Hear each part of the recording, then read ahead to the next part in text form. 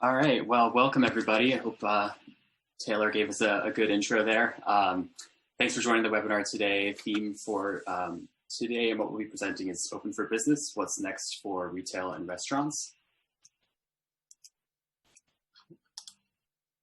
So today you'll have myself, Malcolm Johnson. I also go by Max, and you might hear some people call me that, but the email is Malcolm, so it's probably easier to remember for all of you. Senior account executive on our platform team.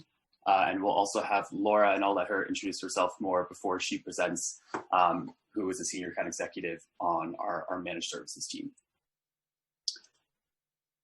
A little bit of housekeeping before we dive in. So all participants are muted. So if you try to speak up, you won't be able to, just so we can kind of maintain order for the duration of the presentation. However, afterwards, a recording will be sent over to all attendees and registrants post-event, so you'll be able to access everything that we presented and use it in whatever way possible after the event. If you have questions throughout the session, there's a Q&A function in Zoom under the chat. If you drop the questions in there, we reserved about 5 minutes towards the end of the hour just to review those. And if anything comes to you after this, we can be reached broadly at adexpert@groundtruth.com, or if you already work with us and want to follow up with anything specific, just contact your rep. So a bit of the agenda today. We'll just review a little bit of background on GroundTruth for those of you who aren't as familiar with us. I'll be presenting the retail trends that we've been seeing, followed by Laura presenting restaurant and QSR specific trends. Then we're very fortunate to be joined by a GroundTruth partner in Brand Muscle. So Erin Strong is the VP of Performance Media, and I'll let her introduce herself once we do get to that portion of the event, is joining us for a fireside chat. So really good opportunity to get some candid responses from GroundTruth and a partner and see how we're addressing the challenges in the marketplace currently. And then, as I mentioned, we reserved a little bit of time for just a Q&A at the end. So any questions as the presentation goes on, again, please drop them in the Q&A. It's in Zoom.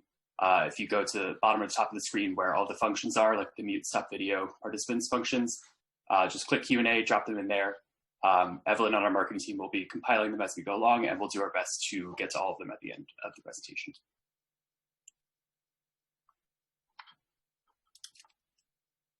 Awesome. So a little bit about GroundTruth first. Hopefully many of you are familiar with us more broadly, but just to kind of set the table for the next hour and why we have a stake in this conversation. I'm not just going to read out this for you. I mean, hopefully most of you know that we're a location marketing technology platform. We work with advertisers of all sizes. So, Laura on our restaurant QSR and national team will work with larger agencies and brands, but we'll work with everyone from, your Walmarts of the world all the way down to small mom and pop SMBs that use the platform in different ways with activation on both a self-serve and managed services capacity.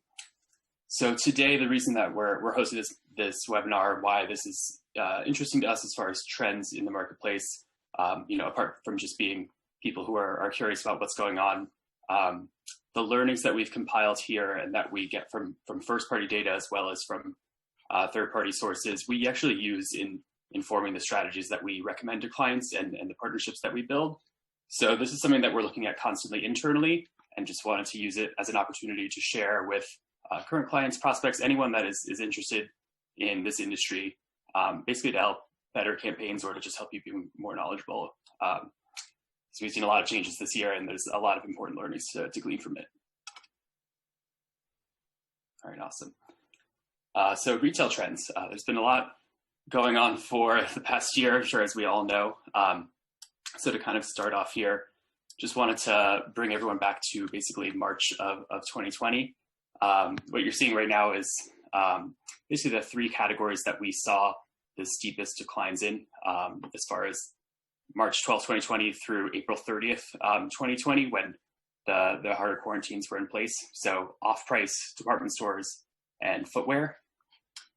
This past year has kind of seen a bunch of micro trends, if you will. I'm sure if we think back to March 2020, when everyone was kind of hanging out at home and watching Tiger King. I'm sorry about that. Watching Tiger King at home, just hanging out, ordering a lot online, staying in, and really anything non-essential. There was basically zero foot traffic to them. So off-price department store and footwear represent a lot of that. the same time during this period, we saw increases actually in things like pharmacy and grocery, as well as kind of subcategories. So like alcohol, during this time, there was a pet adoption boom, big uptick in DIY as a category. So we saw a big uptick in kind of like hobbies and essential items like, medicine and groceries, and a big downtick in kind of just apparel shopping, footwear, off price. So if you think of this last year, no one was kind of buying, party dresses at this time or suits for big events because that wasn't in the horizon at all. And kind of set the table to see a rapid change in consumer behavior during a short period of just about a month and a half, but kind of continuing throughout the rest of the year.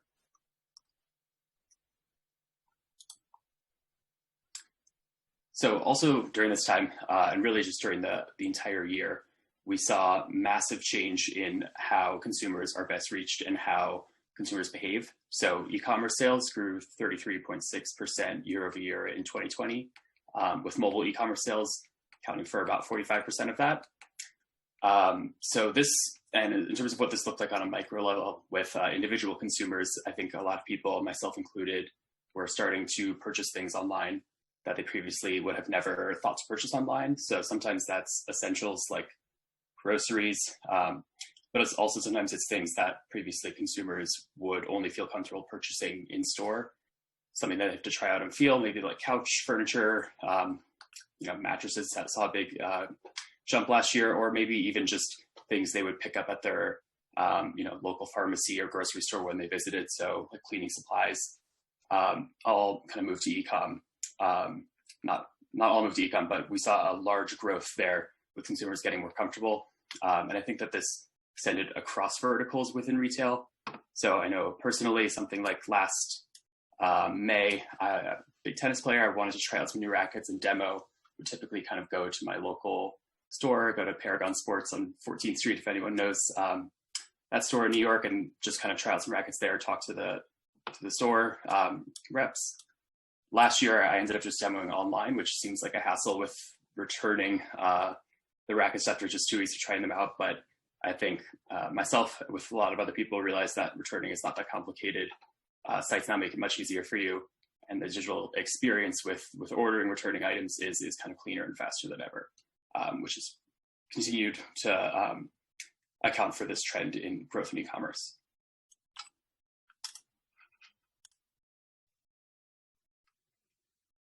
Other changes in shopper behavior. We saw 62% of consumers plan to shop in store at least once a week this spring.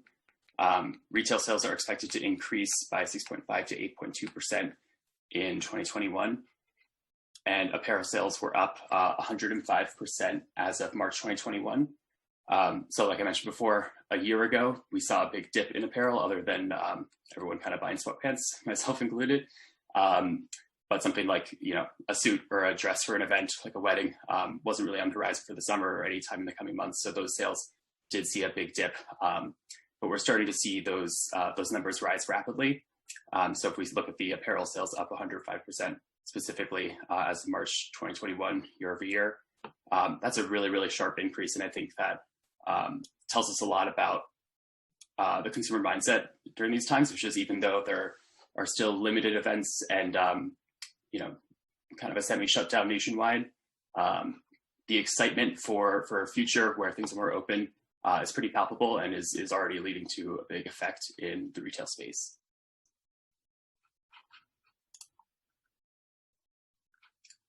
So some key visitation patterns across retail categories. This is kind of interesting because if you look at specifically the Midwest, so this line in red at the bottom, saw a very sharp decline, especially at the beginning of 2021. A lot of that is just the winter months in the Midwest are pretty tough. So that not only led to more people staying in naturally, but with the stay-at-home orders in place, pretty sharp decline and little action there. However, since February, we've seen a big increase in foot traffic to key retail categories. So if you follow the Midwest line, it's actually now surpassed the Northeast and is just about tracking with the West here. So that's kind of interesting when you compare it to something like the Northeast, which saw less of a sharp decline. There was still a good amount of activity, but it's been growing more slowly. or compared to eating the South, which is now outpacing all other groups.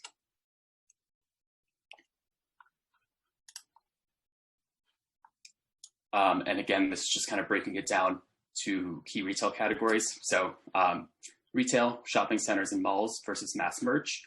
Something to note here, we saw kind of a change of quarters.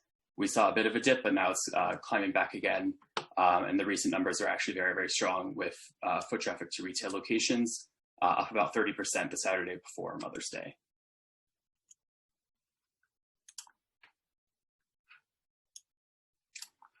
So when we talk a lot about the trends last year and why in-store visits matter versus just giving into kind of the e-commerce and digital first portion of the trends that we're seeing in retail. So based on some feedback that we've gotten and other sources, so like Klarna and Chain Store Age, 79% shop in-store to touch and try on products. So this is something that, and I talk about the example of demoing a racket online. It was a pretty good experience because it was so easy, but it was something that I couldn't actually go in and talk to someone face-to-face and actually touch and feel the product that I wanted to try out. So sometimes the stakes are low if it's something that's easy to return, but I think many people, especially when you factor in convenience, which is the second step here, prefer to just purchase one thing, not make a return, and to know the quality of the item they're receiving upon purchasing. So especially when you do things like furniture, anything that you kind of want to touch and feel before putting in your home or on your body, we still see that that's a key part of the customer experience.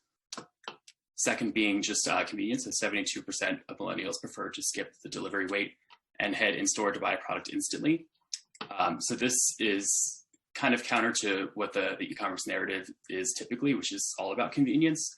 When you think about it, something like same-day purchasing happens a lot across categories. I'm thinking of a recent personal example being like allergy medicine, tend to need kind of at the drop of the hat this time of year, something that I have to just swing by Target to pick up right away. And while I'm there, have the convenience of immediately picking up, the floss and toothpaste I need as well. So that part of the convenience narrative can be a bit lost when we talk about the convenience of e-commerce, but it's something that is still pretty key for consumers in making decisions of where to purchase. Third being cost savings. So 63% of retailers say offering expedited shipping has hurt their margins. So this is really big on the retail side and why it's important for marketers to understand the total cost of e-commerce when you factor in shipping, not to mention all the cardboard that they're using as well.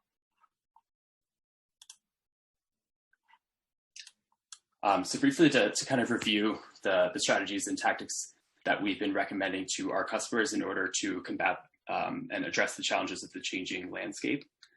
We kind of identify three broad types of audiences, and these will look different across categories that we can help customers reach and build strategies around. So one being loyalists. GroundTruth can create loyalist-based audiences based on a designated look-back window and visit frequency. So this would be people that visit your store all the time or historically have. And kind of with the increasing competition, especially amongst e-commerce players, it's very important that you have the ability to re-message these users and not lose them in your funnel just because you count on their consistent sales. There's more competition really than ever in the space, and it's easy to forget to engage your loyalists. Second being lookalikes. So this is built on visitation patterns that are similar to retailers or points of interest to a brand's loyal customer base. Basically a way for us to use the location intelligence that we've gathered across the platform to help you identify potential customers. And the third being lapsed customers. So these are going to be folks that previously visited your brand, but haven't been visiting in a while, again, based off of our first-party learnings. So this is a chance to, especially for the past year when so many consumer behaviors have changed and maybe the brands that someone has in kind of the Rolodex of the stores they visit all the time have changed. It's a way to kind of remind those customers of the value that you deliver them and get them back in the funnel. And as far as tactics within our platform or on the managed services side that we can enact in order to help you reach these people, behavioral audience targeting. So this is basically when we look at visits to specific retailers or points of interest more broadly in order to build out a behavioral profile of an audience, of a consumer. So many other platforms will have similar things based on what someone searches for online, or something based on what someone has liked on their social media platforms.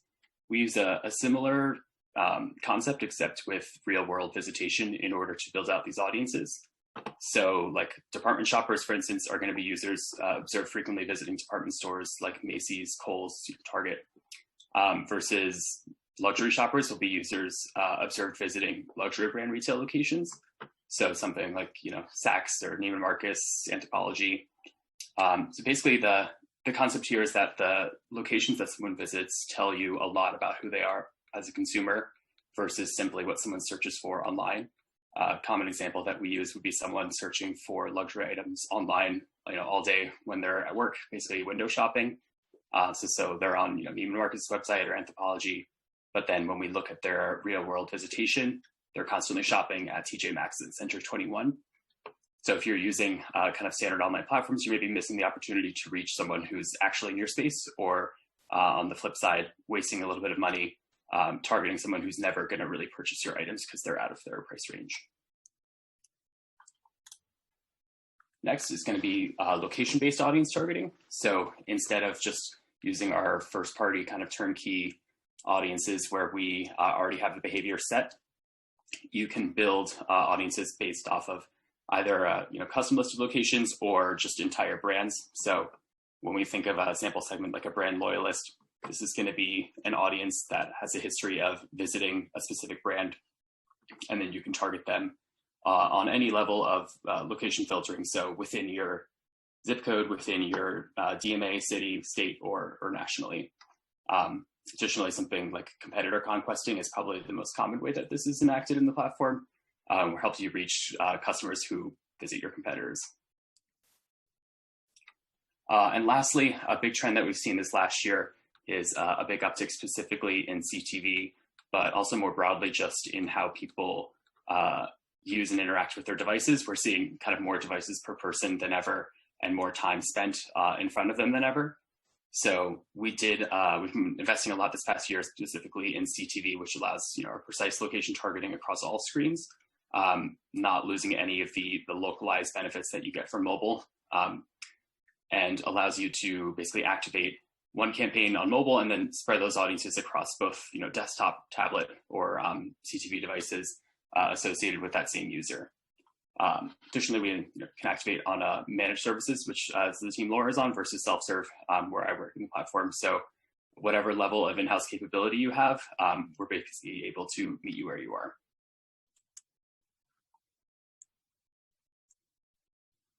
And finally, just a bit of additional insight into what's going on with CTV and OTV.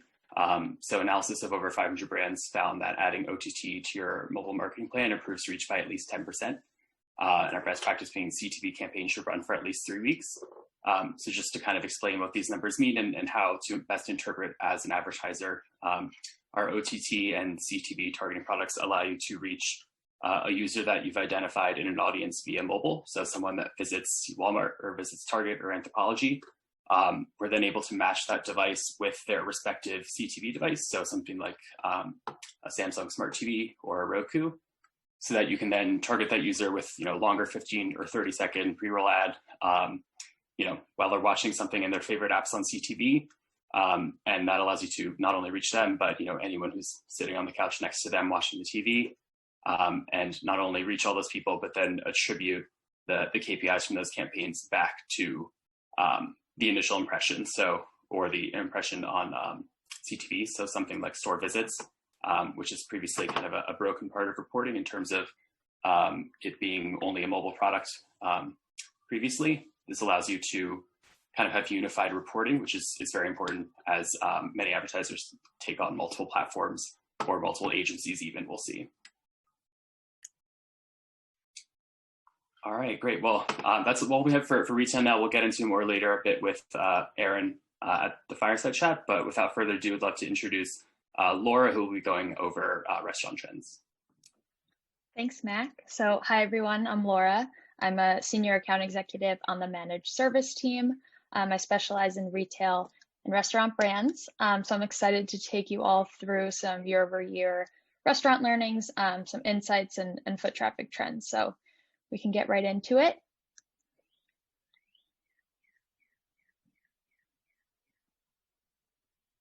Great, so first we're gonna take a look at Q1 of 2021 and just a quick snapshot at foot traffic. So foot traffic was definitely down a bit in the early part of the year, January and February. You can see that it was down 55% on Valentine's Day year over year. And the low point really being those during that winter storm power crisis in Texas, being one of the most populous states in the country. But we see that on February 25th, we started to see above average foot traffic. And as more vaccines start rolling out, the weather gets a little warmer, we kind of can see a continuous uptick in foot traffic.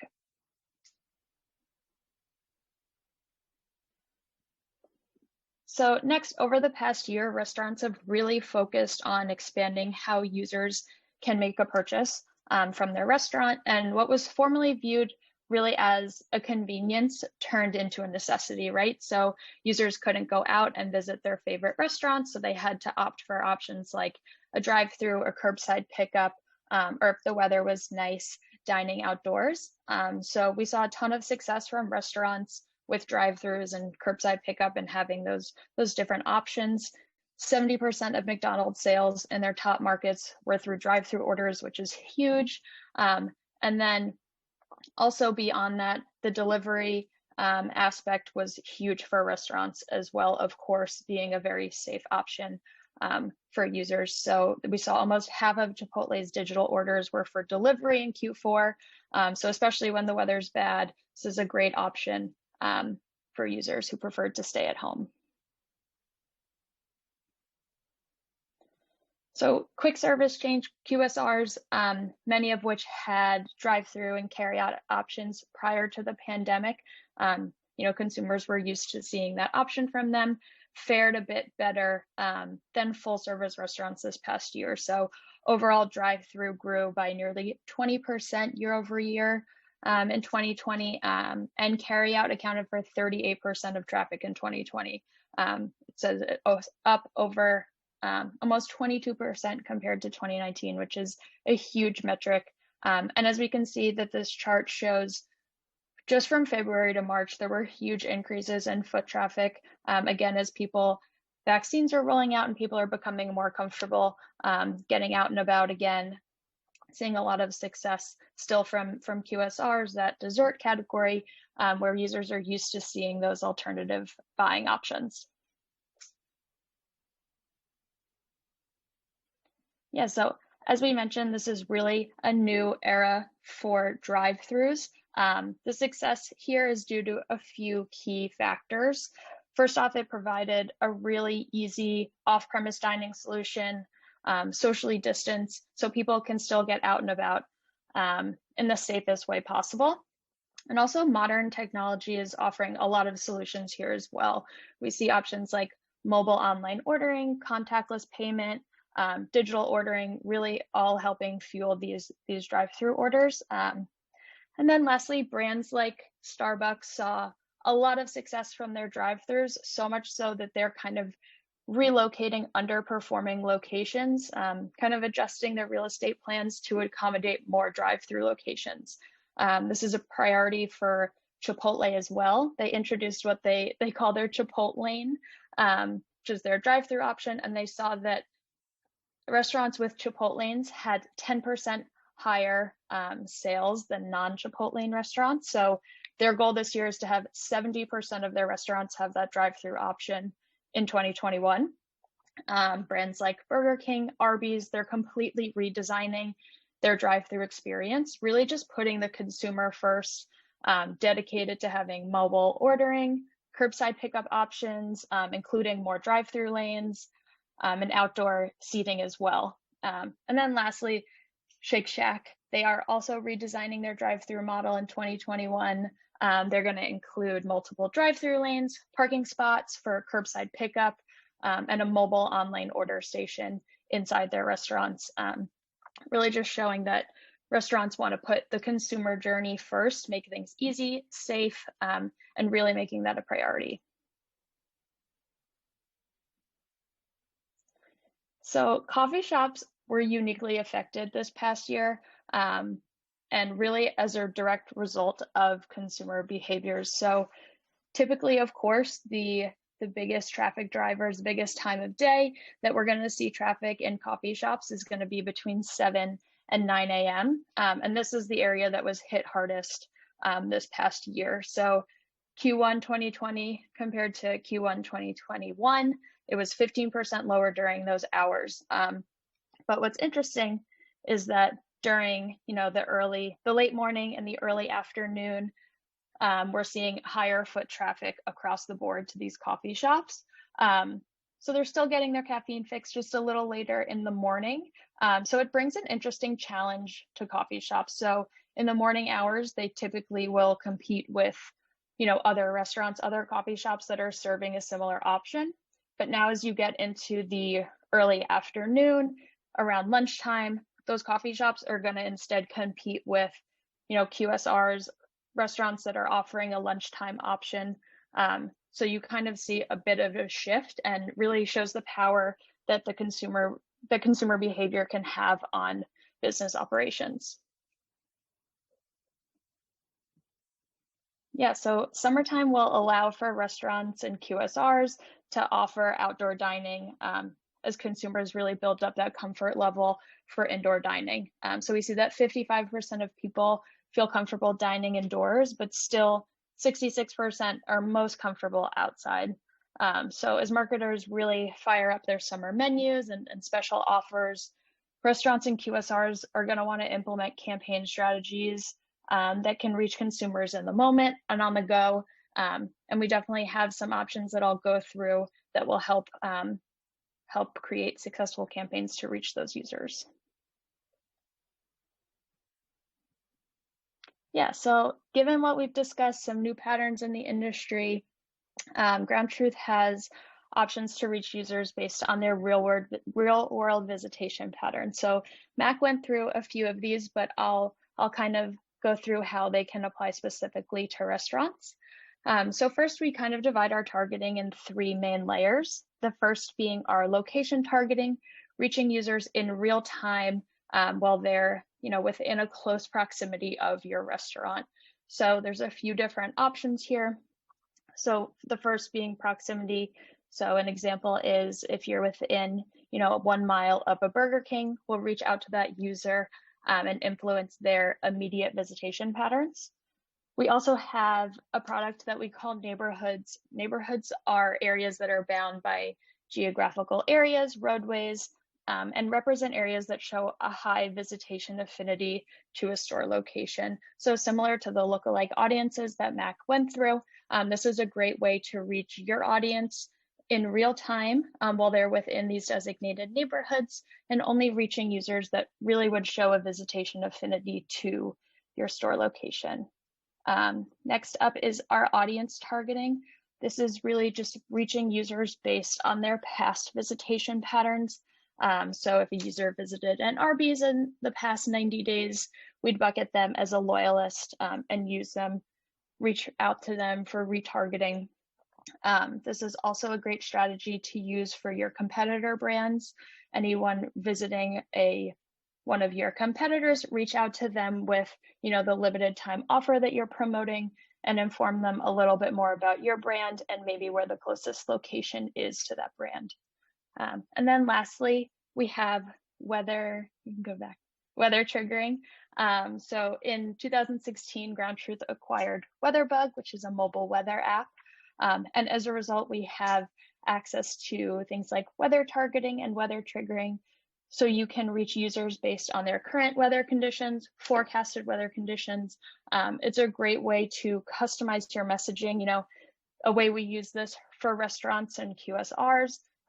If it's raining, if it's just inclement weather, we can reach out with a delivery specific message.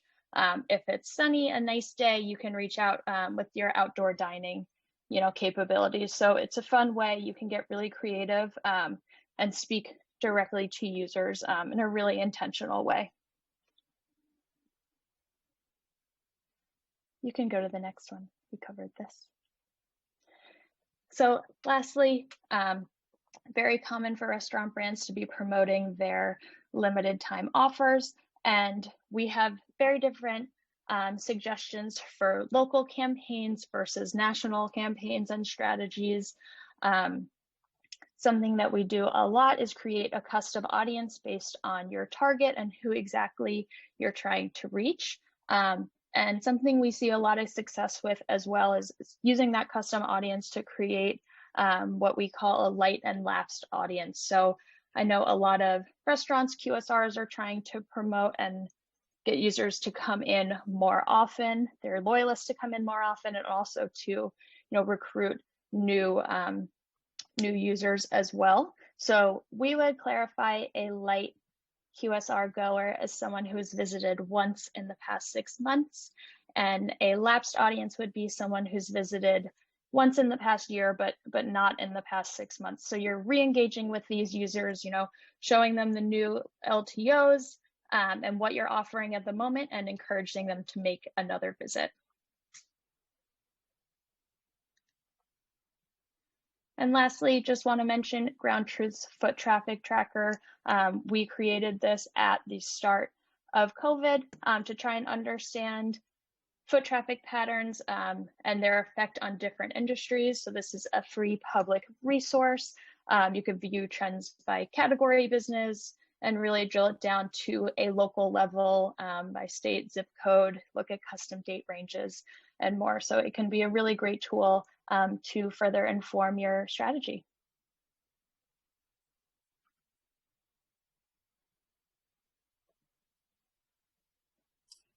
Awesome. Well, thanks so much for that, Laura. I will just reiterate the foot traffic tracker. I think a few of you had questions in the chat about other categories we didn't present, so highly recommend checking it out. I think it has a lot of great learnings.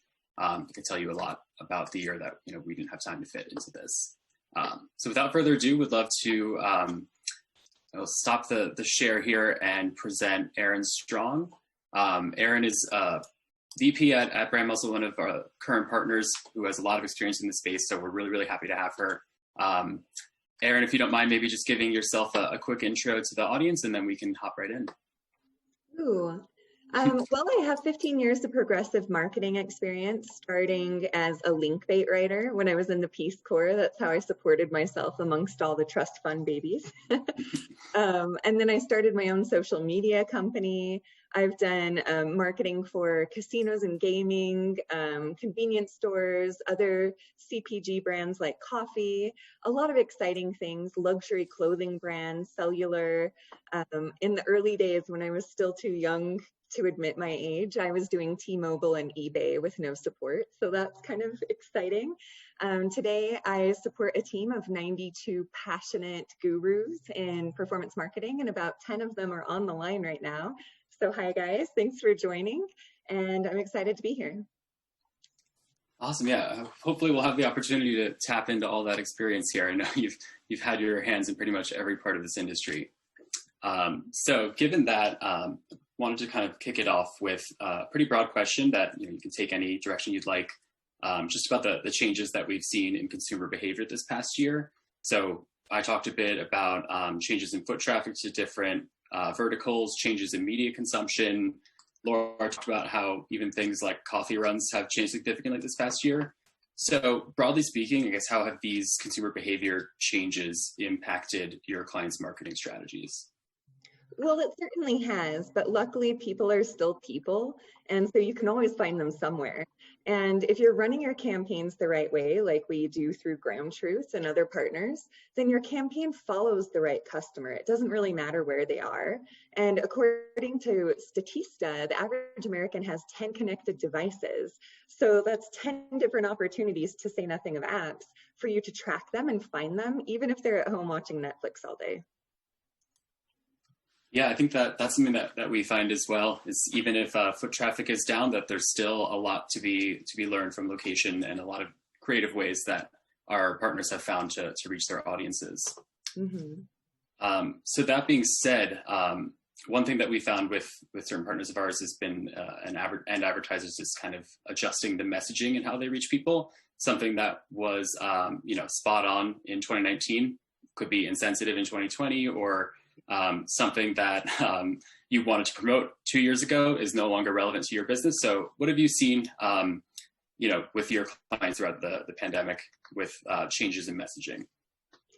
That's an interesting one, because I think in early 2020, we were all in the same echo chamber talking about in these unprecedented times over and over again. And there are even mocking videos about all of the different commercials that came out with those exact lines. And it just wasn't a safe time to come out and have the loudest voice. So you were safe-ish just kind of blending in and not saying too much at that time. But I'd say in the last 6 months, it's become safer. People are becoming more open-minded, and now is the time for your voice to be heard. So now we are feeling messaging shifting based on each client's strategy. Yeah, absolutely. I remember there's a joke that commercials were like, in these unprecedented times, you can buy our product, which I thought was a pretty funny and spot on joke at the time. But I think that you're right that we're seeing now people have adjusted to the world as is, as far as the retail landscape. So we're seeing those behaviors and the messages people are responsive to change on individual basis, of course, as it always does, but move kind of back to the norm in terms of offering a value and consumers responding to that in a more normal way. Similarly, we noted a downtick in foot traffic from last March, and more recently, a little bit of growth that we're seeing in Q1 of this year. So how have the audiences that you have for your clients shifted or changed over the last year, and what behaviors or metrics are you seeing that are notable in terms of trends? We've got a lot of great data on that. A lot of it's owned by the clients, of course, because we work for them. But I can say high level that we're seeing fewer in-store visits, as you indicated, sometimes as much as 50 or 60% fewer, and lots more action online. We keep seeing missed opportunities for those hesitating to commit to digital. Believe it or not, a lot of companies are still dragging their feet after all of this incredible growth. But with every client that has fully embraced digital, the fractures in multi-agency reporting are starting to show more than ever. And that's become a really big issue that we didn't anticipate, because having multiple agencies that are supporting different tactics can lead to really unclear reporting and really unclear strategies moving forward, because you're not getting the full picture and the full insights. It's definitely time to stop and reassess the holistic strategy, I would say, if you're a client, and to think about whether or not you're pitting multiple agencies against each other. Because if they're both at the auction house bidding for you, they're both driving up the price for you as well. And if there's a halo effect of those tactics coming together, they're both taking credit for it because they can't see what part of it is attributed to their own work. And so I think as a client, you really have to consider how many different agencies you've got pulling cookies out of the jar, and if they all are keeping count accurately. Yeah, that's an interesting trend that you're seeing. I think it's something on the technology side for a few years has been happening in terms of multiple platforms being used under one campaign, and that being used in driving up prices where you're bidding against yourself, but also in that kind of fractured reporting. And I think this past year, you mentioned 10 devices per person, and the amount of increased time on digital. And I think that, unifying your strategy is kind of spot on. We'll see a lot of people engage one, agency for performance marketing and a different one for branding, or one campaign for performance and another one for in-store visits, when in reality, everyone shops online and in-store, everyone responds to branding and performance. And you need to be able to kind of view your consumers as real people, and not just the clicks or conversions that they drive. Absolutely. And it's not a tapas menu. You shouldn't come in and order things a la carte, because we've even seen it so fractured that we're doing search and someone else is doing display, but we're not sharing data back and forth. So how do we really know how to move forward and what insights you can derive in that kind of cusp between the two? That's really interesting. And I think something the industry's trying to respond to in real time now, but it's been a challenge of the past year for sure. Right. Is there anything specifically clients have done to adapt to kind of this changing consumer landscape or consumer needs. So either something on the digital side or just more broadly. Yeah, definitely. There's been a lot more digital advertising. It's been much more thoughtful. We've done a lot more landing pages and microsites. It's been very thoughtful. And also a realization that Google Maps are incredibly important, as the majority of people are searching for brick and mortars, not inside of just the Google search, the usual search, but they're actually searching within Google Maps, and you need to take advantage of that. A study called Think with Google shared that near me local searches have increased 200% since 2019. And they also shared that store by me with the store type has increased 250% since 2019. So that interest and time investment in local search, SEO, and location data management is really important. They've become the bells of the ball. And luckily at Brand Muscle, we have some plaid wearing bells who are very good at this. But it's always a bit disheartening when we're chosen to do one of those three complementary tactics, and then you can't create the holistic strategy. So again, keep all your eggs in the same basket when it comes to complementary overlapping tactics, or you're really cheating yourself on that halo effect.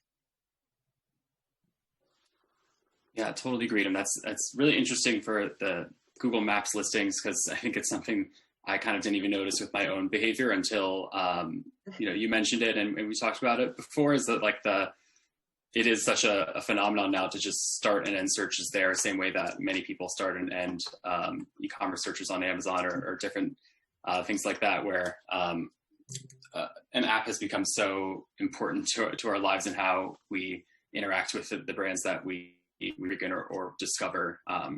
That it's really important to make sure you consider kind of the real consumer behind all of these behaviors, like you mentioned. Right.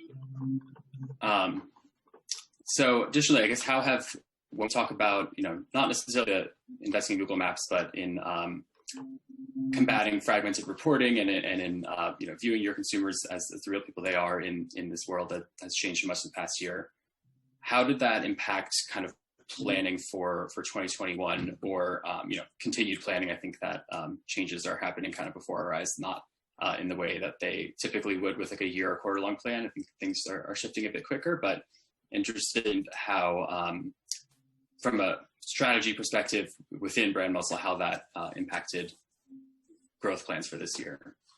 Right. I mean, overall, I think COVID spelled the end of traditional events while people were squeamish about being together in person. A lot of money shifted into digital with companies that historically have turned their noses up to digital. And so naturally, our digital team grew and doubled down and got a lot stronger. Mm-hmm. And then I'd say within Brand Muscle, we quickly pivoted and had a new release called Spot Menus, which is a QR code displayed menu service. And I've got more information about that later if we get to it, but it was a great pivot for our company and a great response to losing our print business, when people were no longer in the restaurants getting the paper menus. Yeah, for anyone interested, definitely check it out. Spot Menus is a really cool product. And I think it's, either been used or similar to other products that we've all engaged with the past year. I think the QR code went from being pretty irrelevant to being kind of a central part to, especially the restaurant space, in a way that feels like the digital and advertiser world responding, really appropriately to our current landscape. Awesome. So what about, things that maybe broadly Brand Muscle had planned or clients you had for, past year or, the future, quote unquote, that have been either accelerated or put on the back burner based on changes that you've seen? So like an example for GroundTruth has been investment in CTV is something that we kind of went full throttle on this past year because of the changing landscape. So something that was already on the horizon, but became doubly important for us this past year. Curious if there's anything, on the tech side or strategy side that you guys have adapted from this past year. Let me just go back and say digital or traditional events. We used to have a very big business in traditional events all over the country, and we could host an event for you at a Home Depot locally or at your local grocery store. We knew how to get into any local location. But now there hasn't been very much interest in that. We're starting to see it come back. But for most of 2020, we shifted our traditional events team members into digital. Yeah, that's really interesting. I mean, I think that, these webinars for us have been like something like that, where we've, instead of going to a bunch of different conferences, trying to run things digitally. And, it has its fallbacks for sure sometimes. I think people miss face-to-face, but in terms of convenience, it is so much better. And I think that a lot of people, definitely myself included, were surprised at how well those types of events could convert into a digital space. Definitely. So I know that you guys have some small business clients or channel marketing clients. So I'm wondering, based off of what we've seen in trends and what I presented and what you've seen, if there's a way that they react differently or in the same to the larger clients that you have. Yeah, so I would say we specialize in channel marketing. So we are the voice of the local stores and affiliates. Small businesses with local audiences that are strong suffered a lot less than those who ignored channel marketing, because they became part of the shop local movement, and they're really entrenched in their local communities, and people want to keep those franchise owners and those employees employed, so they continued to patronize them and to support them and think about them right in tandem with the mom and pop shops. The same can't be said for the local branches that rest on the laurels of their corporate branding and don't develop those strong local ties. And so we've been really fortunate that all of the brands that work with us do have that strong local voice, and they've done much better as a result of it. Awesome. Yeah, that's interesting. And I think ties in a lot to the multiple agency conversation, or in the view of your whole customer. Whereas you can't just run kind of these national performance campaigns all the time. Sometimes you have to dig in on the local level and find out how you can, tell a story a little bit better that makes sense for that area. So pivoting a little bit here, work from home, obviously something that we've all had to adapt to this year. At home in my bedroom right now. So what has the impact of that been on how your clients are trying to reach their customers? Yeah, other than you may be hearing my landscaper outside right now, impacts have been clients that really believe that store visit is king and that it's the only thing they report to their board and they live and die by it, have had to become more open-minded about other metrics. We do rely on shared sales information so we can chase leads down the funnel and prove that ROAS or ROI to campaigns. And if you don't have people going in your stores and they're completing sales online, but you're not sharing sales information, how do you define success? How do you even get your arms around that? And so I've seen a lot of clients struggling with that in their work from home targeting strategy, just adapting their minds to which metrics matter now, reframing their KPIs for today's shopping habits. It's a bit like fishing in a clear aquarium from my perspective, though. If everyone's at home on digital devices, targeting is a lot more straightforward. It's almost boring because you know where they are, you know what they're doing, and there's not a lot of variety. Yeah, that's interesting. I think that's from our perspective, the store visits, as much as we've seen a decline this year, we find that the places that people visit actually are more highly correlated with kind of who they are as a consumer during this time, because they're really picking and choosing where they go. They're not going to, kind of use their allowance of the stores they visit in a given week or month on something that they don't care about. So has kind of had a weird double play where it's had a downfall in traffic, which is tougher for us, but in an increasing kind of relevance. And then I think for work from home, like you mentioned, we know where people are kind of all day long, every day, and now are able to identify the multiple devices they use, which allows you to just really zero in a way that I think was previously unavailable. I think there's so much data available today that you have to define your ethical boundaries of what's creepy and pushing the line and what you're willing to do, whereas before there just wasn't that much data because people were so hard to pin down. Same. Awesome. So I know you mentioned you have mostly channel marketing clients. So what has been kind of the trend there for the past year for them, either in terms of sales or just in terms of broad strategies that have been working? I would say that national does carry to channel in this case. Mhm. Statista is projecting that by 2021, 17% growth is going to happen in digital. And I think that's the same for channel. It's going to be a $389 billion industry by 2021. So there's no shock when you see it growing at channel too.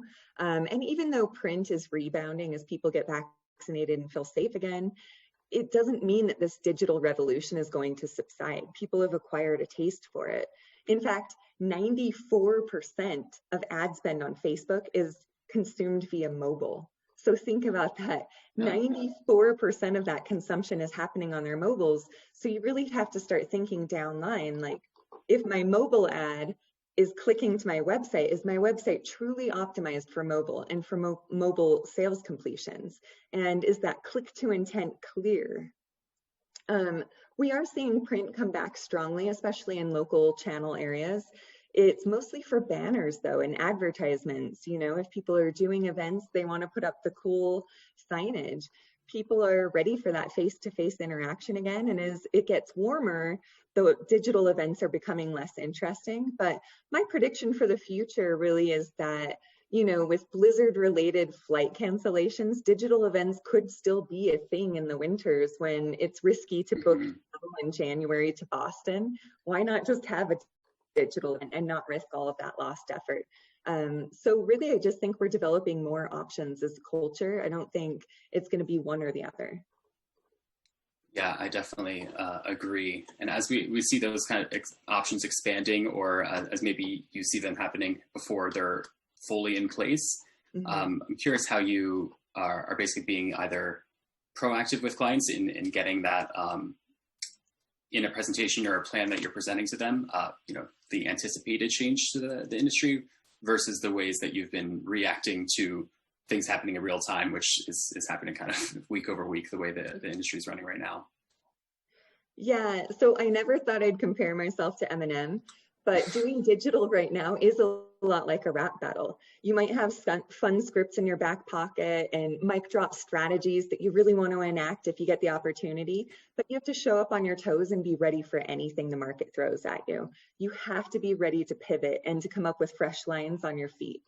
So we have continuous planning at Brand Muscle that's regularly optimized, but we also know how to build a fire in the rain. We know how to move quickly. We know that if Facebook releases a bad release, like maybe this week, and it impacts clients negatively, how do we respond quickly and mitigate the impact? And how do we actually leverage those gaps for the future? Maybe they can be opportunities. Brand Muscle is an innovative leader in a lot of ways. And I would say one of their best tap dance maneuvers was spot menus. We have a team of geniuses in our labs group who developed this in response to COVID, and it's already have 4.5 million iOS downloads, 38 million total menus displayed to customers, and 21,000 unique digital menus online. So we know how to quickly pivot, not just in our performance marketing group, but across the board because we are a tech company. Where that was a reaction to COVID, we're also proactively solving for clients who want to go back to the past. You know, if they want to get their paper menus again, if they want to go old fashioned again, we can help them do that. And we've got the resources in place. But I love that we just have more options overall for everyone. Yeah, that's awesome. And if any restaurant marketers are on right now, where could they go to maybe learn a little bit more about spot menus? Just to give you a chance to plug. Yeah, you can just Google spot menus, or you can go to the Brand Muscle website and click into. Awesome. Okay, then, well, we've got 3 minutes left, so I'll end with just a two-parter here. Basically just predictions for 2021 at any scope that you dare to try with, and ways that you think your tech partners or vendors can help you with media plans in kind of more thoughtful ways, given those predictions. I think as digital continues to morph and become more regulated by politicians who think a snap happens on Twitter and really just aren't connected to what's happening, it'll still be like a rap battle, but a rap battle in Hindi. It's going to become more convoluted and more difficult. So we need experts in the field who are self-taught, autonomous, critical thinkers, and maybe they don't have all of the answers, but they're willing to go find the answers and they know how to teach themselves. And I know when we're hiring on our team, we choose people who are creative thinkers and critical thinkers over skilled people. We'd rather train people who already know how to go find answers. 2021 is going to experience some regrowth in those fallow fields of 2020, but I think we'll see the work from home hybrid model impacting foot traffic analyses still, store visit counts, and other indicators of market growth as people stay entrenched in those COVID bubbles and those old shopping behaviors. They're very comfortable there. So unless you're a dine-in restaurant or a source of entertainment, people have no reason to return unless you build it Field of Dreams style. So what's your ballpark or your bailiwick? Why should they come back to you in real life? Do your ads make that experience obvious and a click to come to visit? So I think as marketers, we really need to focus on experiential marketing, on something that's going to happen in store other than just waiting in a line. Because guess what? They've learned how to circumvent that online. They don't need to come wait in a line in your store. And then I would say vendors can really help us all by coming up with quicker point of views. When Facebook has a terrible rollout that impacts clients, there should be a point of view the same day, and it should be updated daily, right? If it's a work in progress initially, it should just be an evolving one that everyone's linked to. I'm also hoping some amazing vendor in the future solves the riddle of integrating every single point of analytics for omnichannel marketing into one dashboard. I don't know how that would happen. I don't want to be a part of it, but I want to use it. And I think that would be really exciting.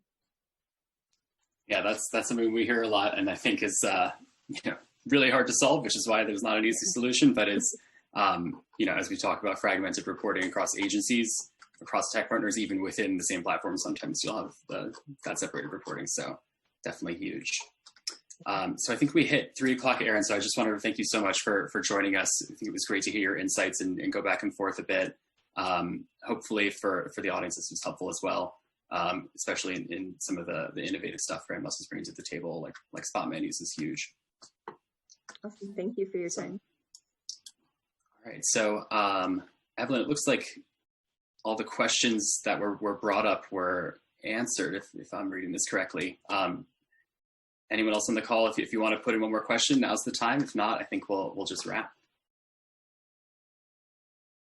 Additionally, it looks like the poll will be sent out after the webinar, so this can help us kind of learn how to make these more relevant for everyone. So please fill that out, and we really appreciate all the feedback you provide there.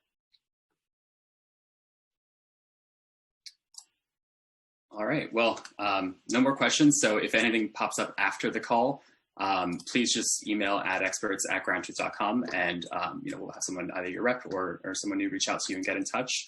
And if not, I hope everyone has a great rest of their week. Thanks for joining.